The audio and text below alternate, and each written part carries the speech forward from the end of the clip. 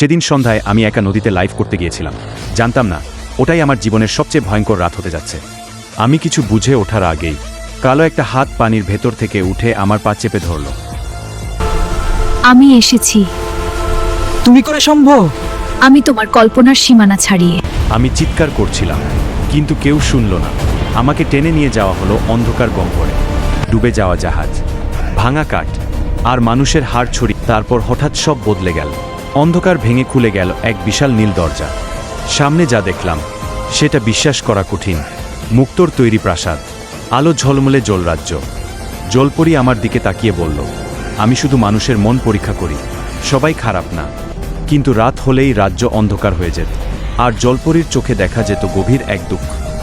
তৃতীয় দিনের ভোরে সে বলল, তুমি আলাদা, তোমাকে আমি মুক্তি দিচ্ছি। আমি জেগে উঠলাম আমার নৌকায়। সব যেন স্বপ্ন, কিন্তু আমার হাতে রয়ে গেছে একটা মুক্তো। আর আজও মনে হয় নদীর গভীর থেকে কেউ আমাকে দেখছে।